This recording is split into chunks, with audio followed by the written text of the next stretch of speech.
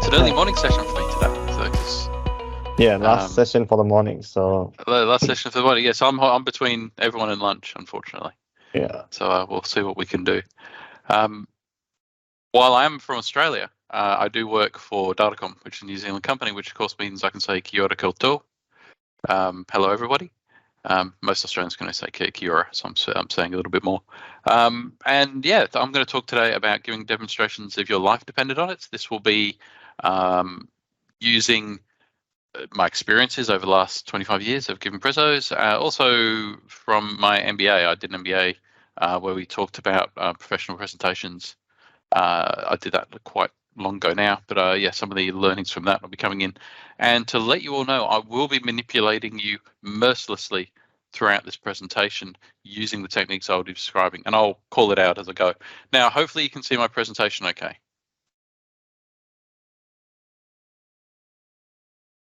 I'll take that deafening silence as a yes. Okay, we've got thumbs up. Fantastic, excellent. Okay, let's get into it. So in terms of who I am, I'm Australian. I was born in the UK, but I've been in Australia pretty much all my life. 14 times business applications MVP, presented, given sales, showtime, done demonstrations around the world over the last 25 years, and really love dynamics, right? So this is obviously who I am. There's a couple of photos there. Those photos are a few years old now, so thank you for indulging an old man his younger photos. In terms of my aim, I'd like to sort of express what I'm going for here. So I'm passionate about changing the world through technology and also enabling other people. And so today I'm going to share some of my experiences, and from this I hope to help you present some great demonstrations. In terms of what we'll discuss, we're going to discuss some personal presentation tips, so how to sell yourself, understanding and manipulating the audience, selling the idea, and setting up the demo for success, so setting up a demonstration. So the context is we'll be talking about how to set up a Dynamics or Power Platform or any kind of a demonstration of software. Although a lot of the presentation tips apply outside of that arena. And so to put it another way, to present something, you must represent something. For your audience to understand, you must understand your audience. And successful preparation is preparing for success. Now, this idea is not new. This is something that's been around a long time. This has been around 2,400 years, probably longer. That's just when it was written down. And that was by Aristotle. So this is something I got from the MBA. They basically, the book they asked us to read as part of the MBA was The Art of Rhetoric by Aristotle. A lot of the ideas in this presentation come from Aristotle. He wrote it down. They knew their stuff. They talked a lot. And so he had a triangle of persuasion. And there's basically the three elements required to persuade someone of your opinion, persuade someone of what you're trying to sell. And so we talk about logos, we talk about pathos, and we talk about ethos. And in terms of what those things are, we already know, because I already said it, because I'm already manipulating you, although this is more formatting. I'll get more to the manipulation later. And so ethos is your personal presentation. So it's how you come across as a speaker. Are you someone I should be listening to? Pathos is understanding and manipulating the audience, getting an emotional response from your audience, connecting with your audience, developing a rapport. And the last one is logos. And this is the one that a lot of people focus on. When they're trying to persuade, they think if they have logic, if they can present the material well, it will speak for itself, and that'll be enough. The other two are absolutely vital as well. All three are important to get your point across. So setting up the demo for success, making sure you're selling the content, absolutely vital, but do not forget the other two. Know your audience and make sure you present well. And they're the points we'll go through today. And so let's talk about ethos. So ethos is the first one, selling yourself. Now, the first point with ethos is, what do you want to convey? And so I picked this photo on purpose because I see this gentleman and I've got a very clear idea of who he is already. Right? He's clearly a salesperson. It says sell yourself, but you can sort of tell he looks very much like an 80s salesperson. His hair's a little like mine, actually, now that I'm reflecting on it, which is a bit of a concern, but there it is. So I've got some very clear ideas of him. He hasn't spoken to me. He said nothing, but I've got some very clear perceptions of him even before I opened this book that he's trying to sell, the #1 self-promotion resource for sales professionals. Clearly he's a sales guy, but not necessarily the kind of sales guy I want to do business with. So it's very important to convey the right image.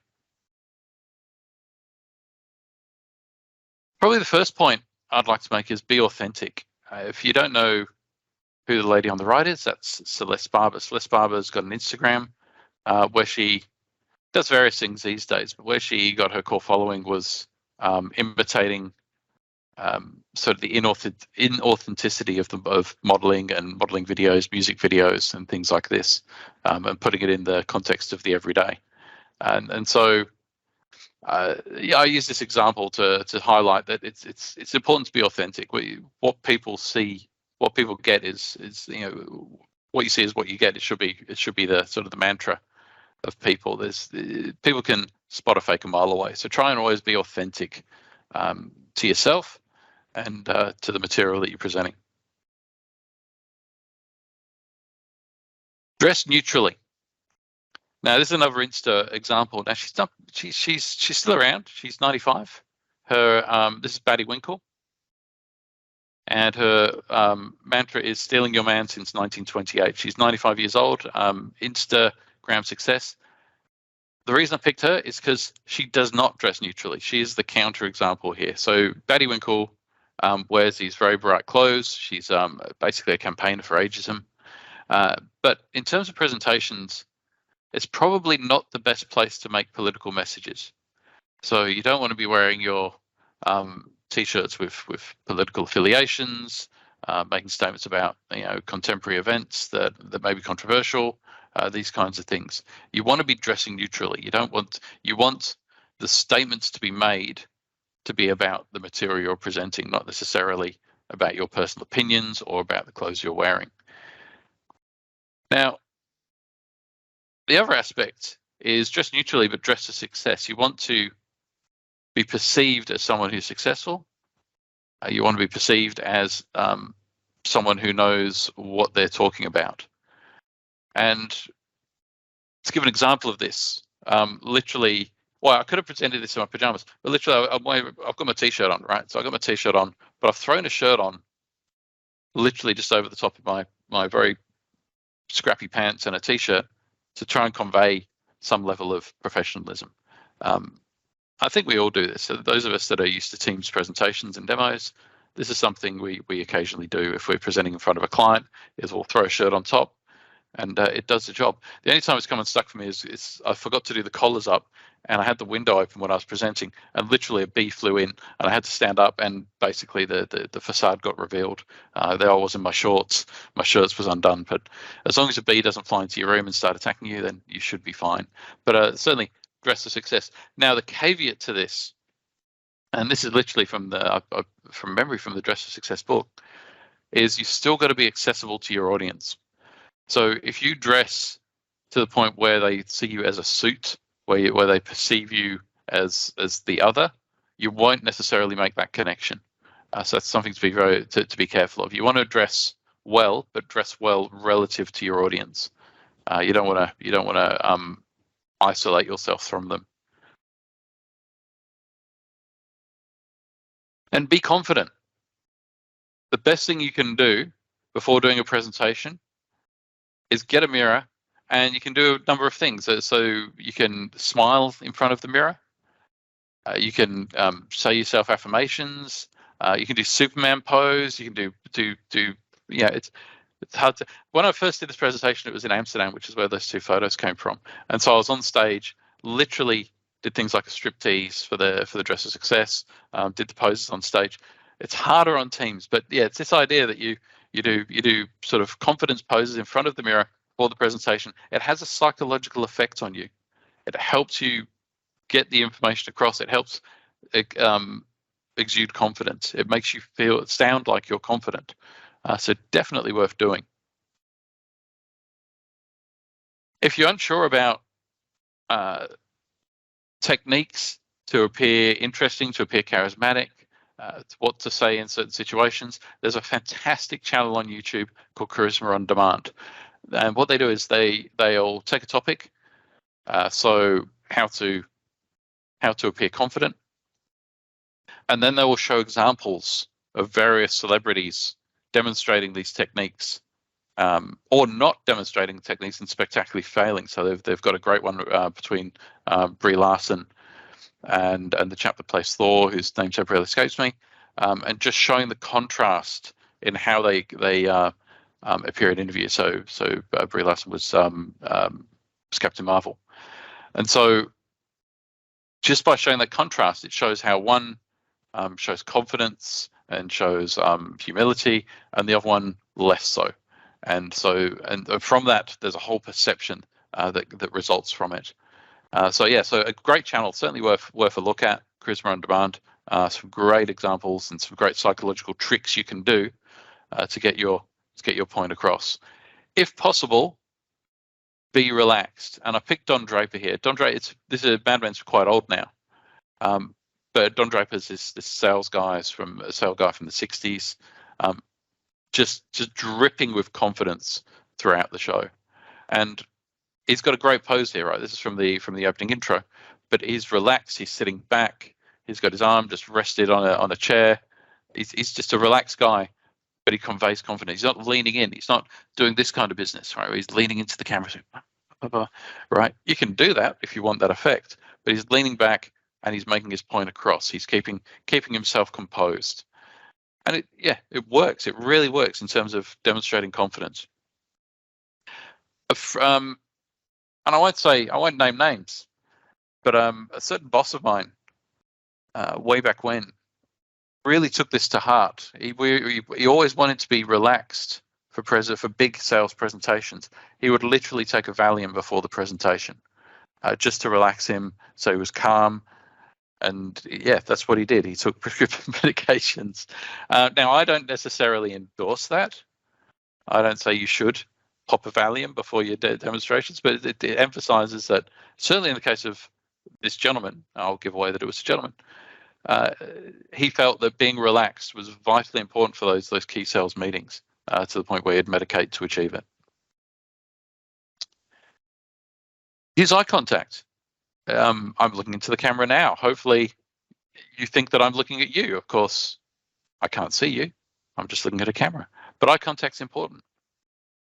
It shows confidence. It shows dominance. We still have this sort of ancestral DNA that someone that's looking at us is trying to dominate us. And a good rule of thumb, because you don't want to be like the crazy girlfriend here. A good rule of thumb is the 3-second rule for inclusion. So you look at someone for 3 seconds, you move on. Look at someone for 3 seconds, you move on. Difficult in teams, of course, because I'm just looking at you all in a creepy way, just staring at you. But obviously in a room, it's a lot easier to do that 3-second rule. So you can stare at someone, move on to someone else, and try to cover the room. You don't want to try and just look at one aspect of the room or one area of the room. You want to try and move your gaze around as much as possible. Walk with purpose. If you're coming onto a stage, walk with purpose. For those who don't know, this is Jane Walker. Jane Walker is the female equivalent of Johnny Walker. The reason I pick this picture is because she's remarkably confident. Just the stance just exudes confidence, right? So she's strutting practically onto the stage here. So it's a great example. I can't demonstrate it because I'm sitting in a chair here. It was very, very difficult on Teams. But the idea of walk with purpose, the idea to walk and dominate that stage. If you're walking onto a stage, or if you're walking in front of people on in a meeting room, just stand up, walk around, walk with purpose. Don't shuffle around. Speak with light and dark. This is really important, and I catch myself on this all the time. So always try to do this. There's no crime in pausing. You can create white space, and it's okay. It'll make people wake up. It'll make people think, hang on, he's made a point. I better start listening. Maybe don't do it too often, but you can do it. Also, you can never, ever, ever speak too slowly. We all think we're speaking too slowly. Generally, we're speaking fast. I'm looking at the clock. I've gone 15 minutes and about a third way through my slides. So probably speaking a bit fast. That's okay. I can slow it down. And I can go really slow, and it's okay. Now I'm conveying something different when I'm speaking slowly compared to when I'm speaking fast. And that's okay. We want to be able to manipulate that. And I've tried to do that a little bit in this presentation so far. So for example, I purposely spoke stupidly fast on this slide. And I'm hoping that I conveyed passion. I either conveyed passion, or depending on the content, I may have conveyed scattered. Hopefully it was passion. So you have to be careful with the fast one. But I purposely spoke fast here to try and convey that, yes, I am an MVP. Yes, I've done these presentations. Yes, this is something I care a lot about. This slide, this special slide, which we'll be revisiting a bit later, I purposely slowed down to try and convey that it had wisdom. So you can speak slowly and people think that you're saying something intelligent. Loud. I purposely went loud on the rhetoric slide. This is important. This is not new information. Blah, blah, blah, blah, blah. I ranted there for a little bit. It was to convey the point that this was important. You can change your tone. You can change the way you speak, and people will think it has different meaning. To revisit this one, I also spoke softly on the slide, again, to get your attention. Hopefully you remember this slide. If I did my job, you saw this slide and thought, that's interesting. It has some wisdom in it, and I needed to pay attention. So hopefully you remember that. That was the aim. That's a little bit cheeseball, and I'll get into why in a little bit later. But hopefully it at least grabbed your attention and it made you think about the slide. And if I did that, I did my job. Now, one thing is you want to be heard, and you want to be articulate when you speak. So I've got a couple of examples here. One's from Wreck-It Ralph Breaks the Internet, where we have is it Merida speaking in full Scottish, and she's difficult to understand. It's the same voice actor, by the way, as the original, as Brave, but she's just going full Scottish tilt, and it's very difficult to understand her. And that's a problem, because if people can't understand you, you're not going to meet any of the criteria, any of the three areas, right? So ethos, pathos, logos. You're not going to get a logical point across. People aren't going to understand you as a person, and you're certainly not going to make a connection. The other one I've got here is from Pitch Perfect. So there's the young lady who just whispers throughout the thing, saying crazy stuff like, "I set fires to feel joy." For me, she's the highlight, or one of the highlights certainly, of Pitch Perfect. Always be projecting. Generally, you want to be projecting to the back of the room if you're in a meeting room. If you're on a call like this with Teams, make sure you've got a reasonable microphone. I'm using the little mic on the side here. This is a Jabra headset. It's a reasonably good headset. Generally, I find the microphone on the laptop, to be multi-directional, so it'll pick up any noise in the room. And generally, it's not the best quality microphone. The Jabra headset, literally, if I move this away, and hopefully it'll convey it, then you'll see that.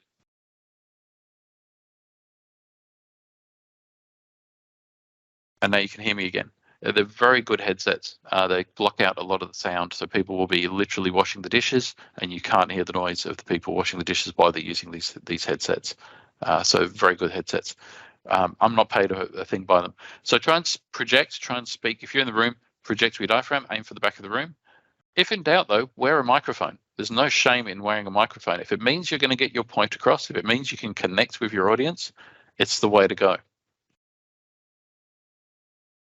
And if you are presenting in front of people, say in a boardroom, control your movement. You don't want to be shuffling around. Again, people will be distracted by the shuffling around rather than the message you're trying to convey. A good tip. So one thing which people will often do is move their hands around. So they'll talk about, and you can do this, make a point. I've got my colleague, when he's making a point and doesn't want to be interrupted, he'll point to people. He'll say, now, why I'm making that point is I can't, it's so hard to do this on camera, but he'll jut his arm out and sort of gesture towards a person. So they're taking a little bit back so he can get his point across. I don't even know if he does it consciously, to be honest. I should ask him.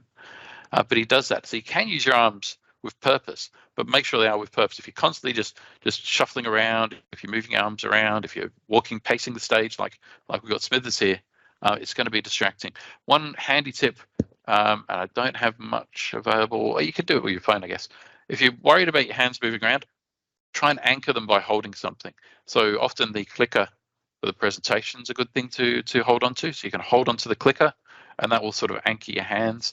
You can hold them behind your back if you want to hold them behind your back.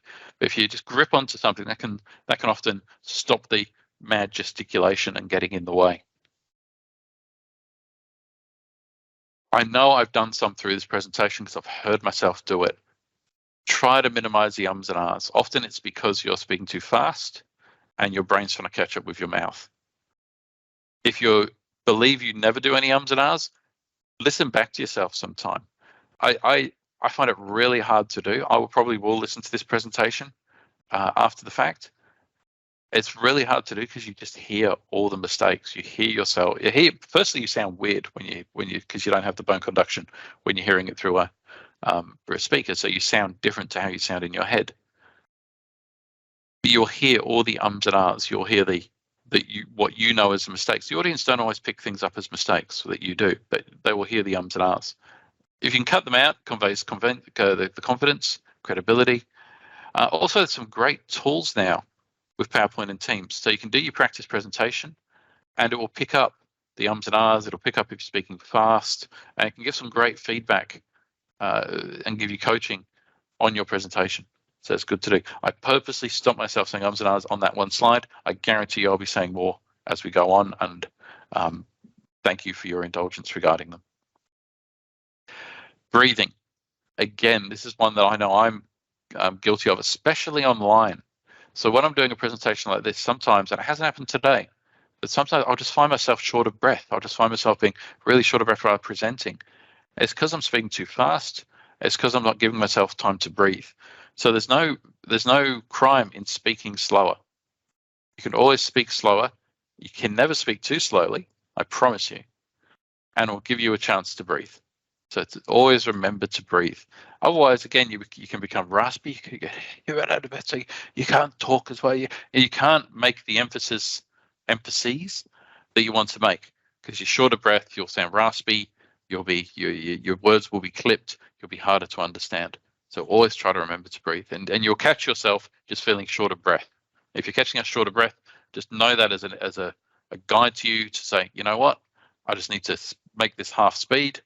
Speak slower, and then you'll get the breathing back and you'll be fine. A key point to make is if you're nervous about any kind of presentation, whether it's demos, whether it's boardroom presentations, whether it's on stage, everything will be okay. This is me on stage at Ignite 2017. And I believe it was one of the first Dynamics presentations at Ignite. Ignite used to be quite snobby regarding Dynamics. They saw it as the Duplo in the Lego box of development toys. They really were not a fan of Dynamics. But myself and Doug Daly presented on what was the nascent version of Power Platform, and we showed how Power Platform could help a pub run their business. Now, the reason I bring this slide up is this was about 6-7 years ago. I was not in a good way before I got on stage. So my hair for about a month had been literally falling out in clumps, little round clumps of hair falling out, what's called alopecia areata. I was exhausted all the time. So for the last probably 6 months before this presentation, I was just exhausted, and it didn't matter how much sleep I got. I couldn't stay awake. I was just tired. More personally, on a personal front, I was peeing every half an hour. So just full bladder, just pee every half an hour. It was crazy. Permanently thirsty. I could not quench my thirst. I would drink liters and liters of iced tea, of water, anything I could get hold of. Could not quench my thirst. These are all classic symptoms. I talk them out specifically as this. These are all classic symptoms of diabetes. I had what's called type 1 diabetes. That means my immune system has attacked my pancreas. I no longer produce insulin. That's okay. It's all managed now. The hair's grown back. Everything's absolutely fine. I'm the healthiest I've ever been, frankly.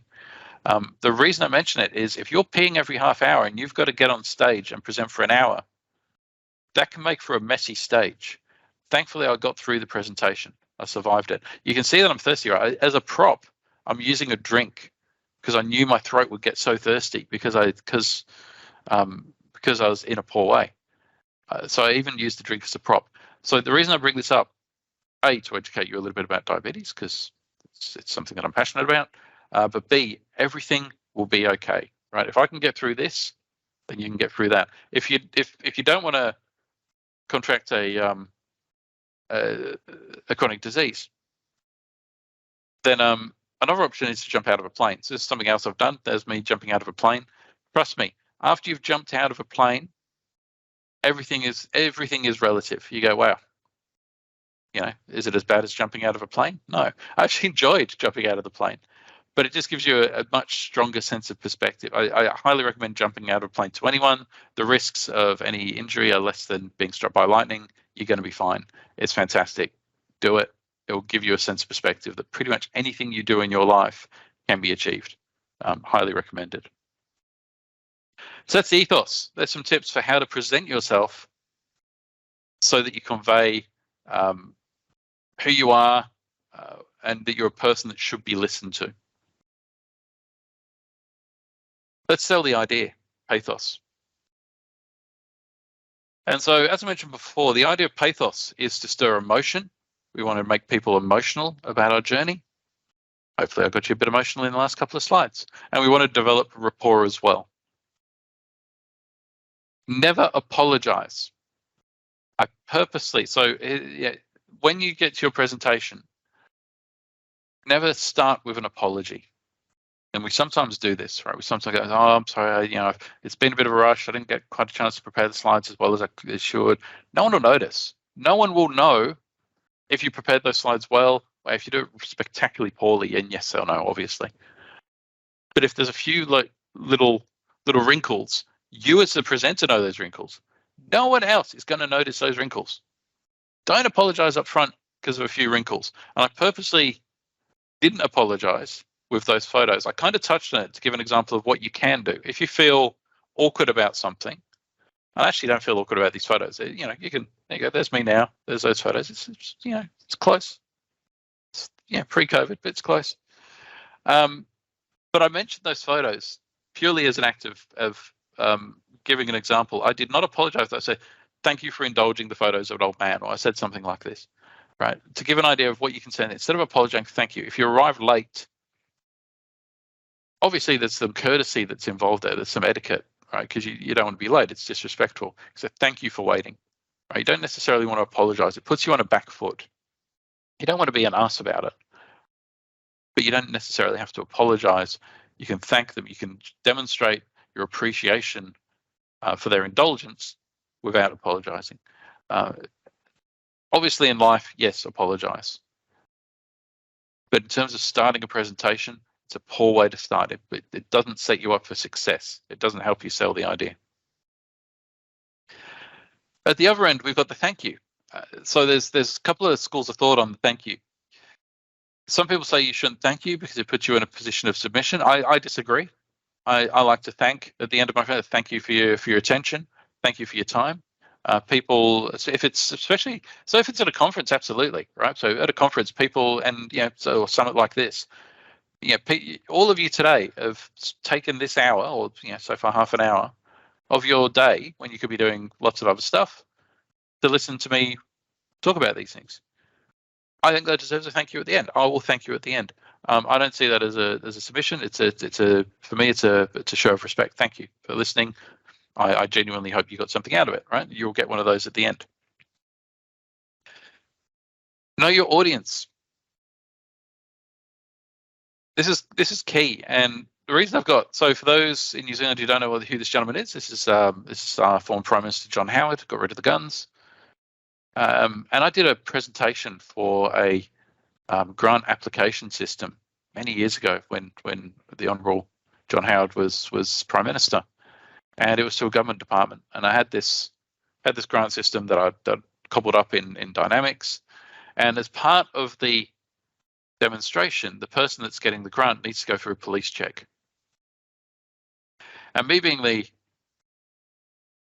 wag that I am, thought it would be a good idea to send the Honourable John Howard through that police check to get the grant. And so I had the Honourable John Howard. He goes through his police check. He passes his police check. No surprises there. And he gets his grant. However, I got feedback at the end. There were messages that got emailed, right? So it's not that I elicited feedback. I didn't ask for feedback at the end of his presentation, but emails were sent to my boss afterwards saying it was completely inappropriate. How dare you use John Howard as an example and put him through a police check? People were genuinely offended that I'd treated John Howard as another applicant going for a grant. To me, that wasn't such a big deal. He's a man. He's just another person. But to the people in that government department, he was clearly something, someone beyond reproach in that sense, I guess, and they felt offended. It doesn't matter who's right or wrong. The point is, the moment I showed John Howard in my presentation, I had lost them. The moment I started putting him through the process, their focus was on what I was doing wrong, not on the message I was trying to convey. It could have been the best grant management system in the world. Right, it could have done the dishes, cured world peace, cured cancer, and brought about world peace. It doesn't matter. The moment I used John Howard, I'd lost them. So know your audience. These days, and this is a great tip that I got, was to use Simpsons characters. Literally, no one is offended if Bart Simpson goes through a grant management check. Right? No one is offended if Homer Simpson goes through a grants management check or a police check. So they're good ideas. The other one I've seen is, and these are all quite old references these days, Game of Thrones. So I've seen Game of Thrones go too. If you use contemporary television characters, pick your series, then I think you'll do fine. Or you could use movie characters, Marvel characters. Those kinds of pop culture references will generate humor, and we'll talk about that in a second. But it's a good idea. Now, in terms of knowing your audience, I purposely started the presentation with the Kia ora koutou, right? This is New Zealand Business Application Summit. And yes, it's something that we talk about in Datacom. It was a conscious choice by me to use that to try and develop a rapport off the bat, and to make a joke about Australians not knowing the whole phrase, but only knowing Kia ora. So that was a purpose choice by me. So it was a purpose choice to know my audience and to use that to try and develop rapport. Hopefully it worked. Now that I've revealed it, maybe you're a bit dirty on me. I don't know, but hopefully it works. But just showing you the little things you can do as you go through the presentation. I tried this in Amsterdam. When I did this in Amsterdam, I also tried saying the equivalent of hello everyone in Dutch, and it was a sea of blank faces. There's certain languages where if you're not a native speaker, it's probably best to not go down that path. For me, Dutch is one of those languages. I'll say the words. I look at a page. I'll say the word, and the Dutch people go, "You're making me cry. Stop it! My heart is dying listening to you try and speak my language." So certain languages it won't work. Māori, I think I can survive in. Hopefully I didn't cause too much anguish in using that phrase. But yeah, so want to tread carefully a little bit, but certainly it's a great way if it's a foreign audience to to gain their favour, is to make the effort to at least learn a little bit about their culture and language. Use humour and props. There's nothing wrong with a bit of humour. This presentation, I've tried to speak with a reasonably tone with levity, but it's not been a gratuitous uses of humour for me anyway. What I've done in the past, so I did have a CRM implementation where I was asked to speak to the users about the implementation. They wanted me to get up and talk about it, and so I used Spider-Man. And I talked about how with great power comes great responsibility. The CRM is going to give you great power.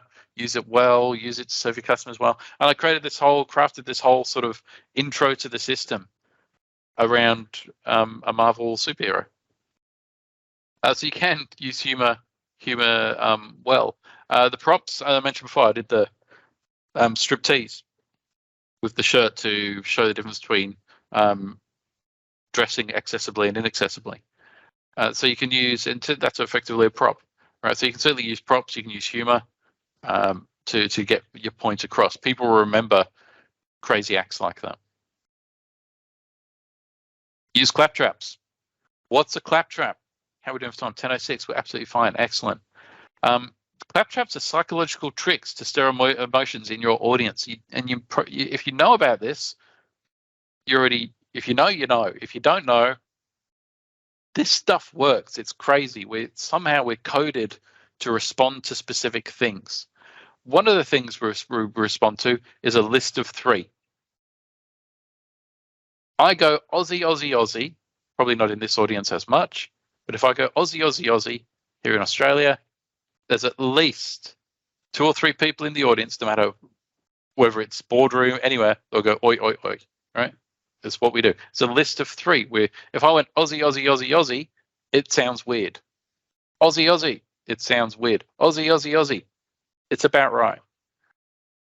So lists of 3. I've been using lists of 3 all through this presentation, right? My aim was a list of 3. I use them whenever I can. They work.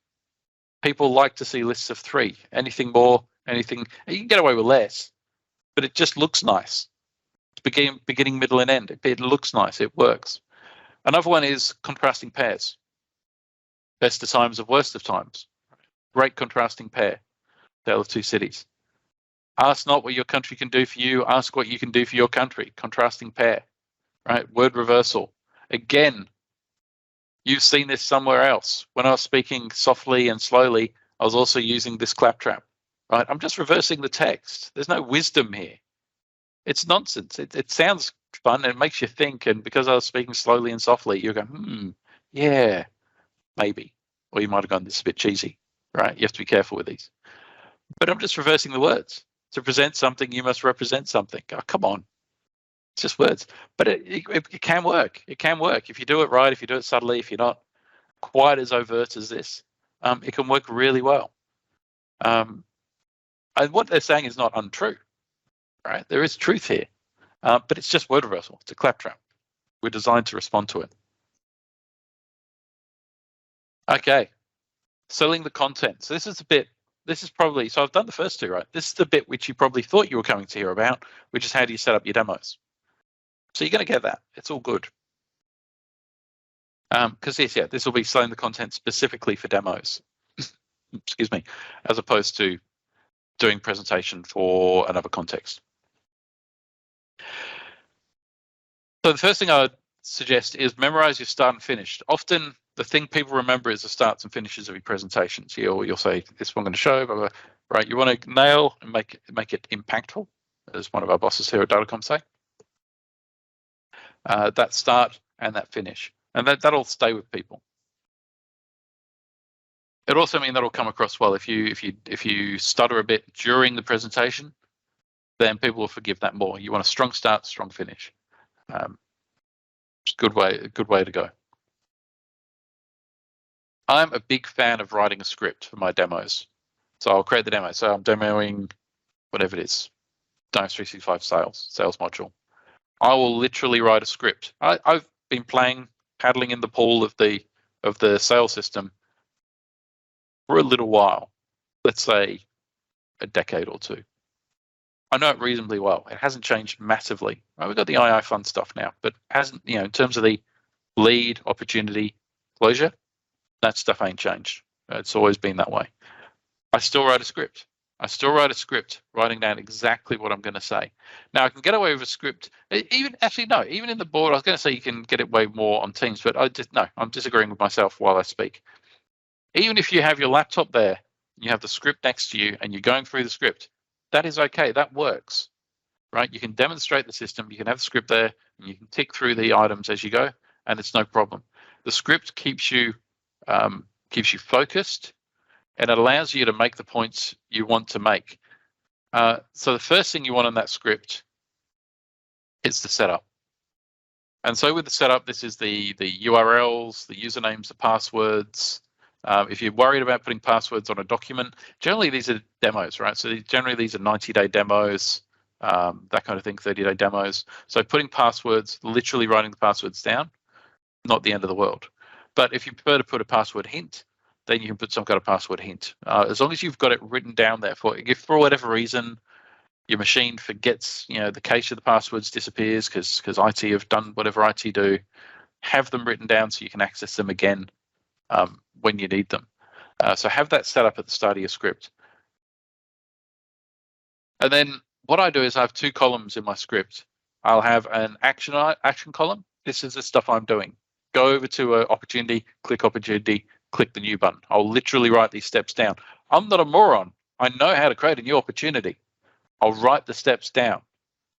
Because in the moment, when you're nervous, if something happens, if something throws you off, you've got the script. You can think about it. You don't have to think too hard, right? There. The second column is the points I want to make. Why am I creating a new opportunity? What does this do for them? What is the value in this? The other aspect is the so what. It is well and good talking about the audit log system of Dynamics or Power Platform. So what? It audits. Why is this important? Well, if it's financial services, the so what of auditing is it means you're capturing all the changes. This means that if you need to go back and find out what changes were made when, because of legislation, because of whatever, then you have it there. The so what is key. It's got to be relevant to the audience. Just because it's a cute feature doesn't cut it. You have to know the so what, and the so what is what the audience cares about. Right? What of this aspect of this software is important to the audience? Why is this something that is going to change their life? This is key, and it's often so forgotten. We'll talk about the cute features of a product. We'll forget the so what. We'll forget to relate the value back to the audience. Absolutely vital. Run through your script. Well and good creating a script. You want to run through that script at least once before you're doing it in front of a client, because things won't flow right. You'll have written it down thinking, yep, I'll go here, here. Then you'll get there and go, actually, it'd be much better if rather than clicking through and doing those 3 clicks, I just go through and follow that link over here, right? You'll find these little pathways through Dynamics, and there's so many ways to navigate Power Platform and Dynamics model-driven apps if you're doing model-driven apps. But it's worth doing that run through. You'll find those paths which make for a really nice script. You'll also find where the peccadillos are, right? When we're doing our demos, there's always those little quirks of the software that we don't necessarily want to show in a presentation. We want it to run very, very smoothly. And if they've, another example is, if we're showing the admin center, Power Platform admin center, then, buttons shuffle around, things change position, things change where they are. Running through that script, if you wrote the script a week ago and you come back and, you want to be running through that script, right, just to make sure things are where they are. It also gives you an opportunity to add in the pathos tricks, right? So it gives you a chance to work out where you're going to do emphasis, where you're going to do humor, where you're going to do prop tricks, right? All those things can be worked out if you run through your script. Right, where you're going to develop that rapport with the customer, where are you going to give examples? Well, here we have insert feature of Dynamics. Where I've seen this work really well in other implementations is blah, blah, blah, blah, blah. When I went and showed this to such and such, this is what, this is the improvements they achieved. You can work that out if you run through that script. Put in real data. No one wants to see. This is actually from an old production system from a company I used to work at. Again, we won't name names. You don't want this in your demos. You don't want test 1111111. Show real data. If you can relate it to the customer, obviously be careful because of John Howard. But if you can relate it to the customer in some way, you make it data that's relevant to them. So their products, their process, their drop-down lists, then perfect, right? You can you can obtain some of that from, say, their website, so from online forms, which generally the same data on the online form as what they've got in the back end. They've linked it up. So if you wanted those value drop-downs, then that's a good place to get it. You can ask for those kinds of things before you do the demo from the potential client. They'll often give that information if you ask for it. So it's good to do. It'll relate to them. You can always change the colors of your demo to reflect the colors of the organization you're presenting to. Those tricks, those things just resonate. And again, develop that rapport. Do not forget to reset your demo. Right? If there is a set of steps you go through and there's a big reveal, a big punchline, you don't want that punchline shown the second you open up the demo. You have to reset those records you created. You have to undo the tick boxes you ticked before you next do the demo. So always remember to reset, vitally important. And set up early. So for this presentation, and Rami will have the message. I was on last night going, I don't have the web address for this. And it's because I've forgotten to register. There was a hassle registering through my computer. And so last night, so I did this last night, not this morning. Last night I went through, I managed to, registered, got the URL. I came into this Teams meeting, made sure this presentation could come up on screen. All right, so I purposely did a lot of preparation last night just for this presentation.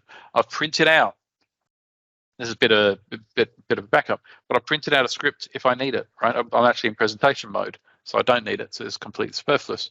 But just setting up early just sets you up for success. It means you're prepared, you're calm, you're not flustered when you get to the presentation, and have the backup plan, right? So in my case, the backup plan is slides with scripts. Even if this presentation wasn't presenting, I could still look at these slides and still talk at the presentation. It wouldn't have as much impact, I don't think. I think the slides help this one.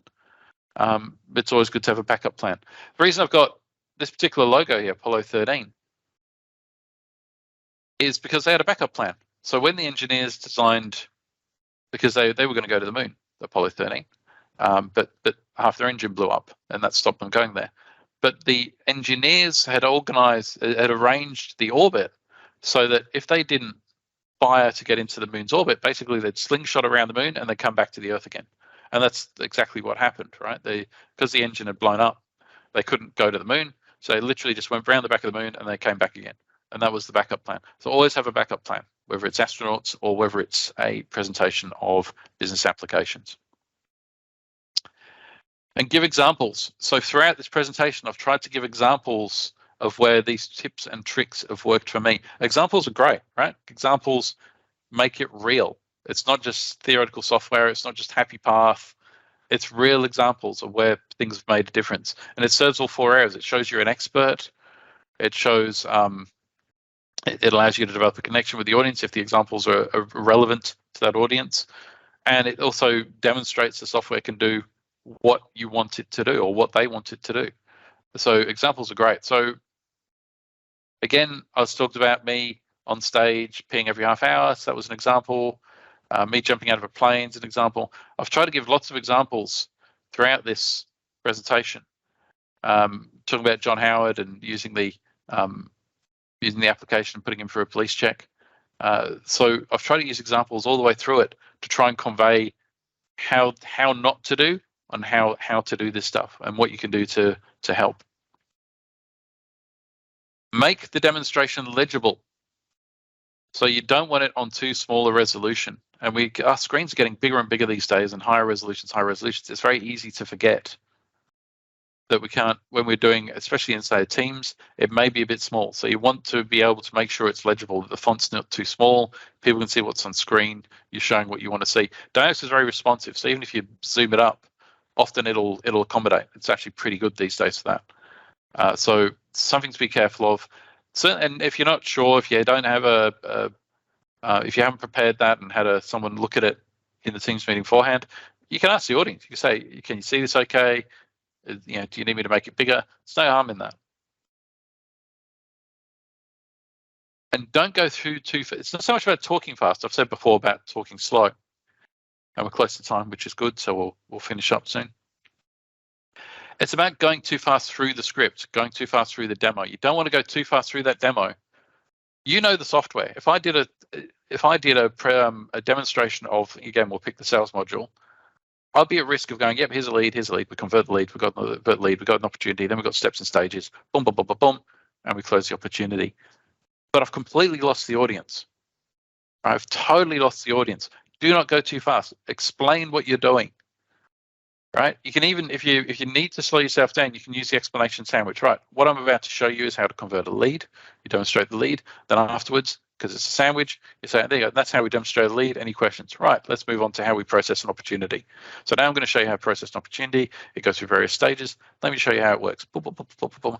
Right. So now we've closed the opportunity. I've shown you how it goes through steps. Any questions? You can purposely slow yourself down by using those sandwiches if you like. It's a technique, and it also gives the audience an opportunity to ask questions. Another part of the demo. Now, Simon Sinek's known pretty well these days, but a good structure to presenting and getting people to listen to what you're saying and think you're speaking from a place of authority is to start with why. It can work, because people buy what they don't buy what you do, but they buy why you do it. And so you've got you can find his presentation online. It's Simon Sinek. It's Start With Why. I think he even wrote a book about it. In the case of demos, it's why you're presenting, how will the demo meet the audience's needs, what will you deliver? And so you can use the same format for your demos. And so when you start, so today we're going to look at a grants application system. We believe this will meet your needs in this way, and we'll implement the system and make you happy. Whatever it is, right? So you can use this. You can use this format. It's probably, I've just given not the best example, but we believe Dynamics grants management systems can change the world. Right? You can start, if you start with that, then you're going to hear people. And again, I use this as the start of my presentation. I'm passionate about changing the world by enabling other people. That was my why. Today I'm going to share my experiences. That's the how. From this, I hope you present great demonstrations. That's the what. So I was purposely using it again. I purposely manipulated as best as I could with Simon Sinek's approach. And if you reverse it, it doesn't quite have the same effect, right? So you reverse it. You can try this yourself, right? We're running short on time. I want to leave at least 5 minutes for questions. But you can try this yourself. You can try the what at the start and see if it works for you. But generally, the start with why will have more impact. And so, yep, we're pretty much at time. So if you have any questions, I'm happy to answer them. Obviously, this is more of a non-technical presentation. It's more about presentation, etc. But I feel equally important, and also cognizant that I'm holding you all from lunch. So thank you for your time. There you go. I'll go to the thank you. There you go. Thank you for your time. It's much appreciated. And I welcome any questions.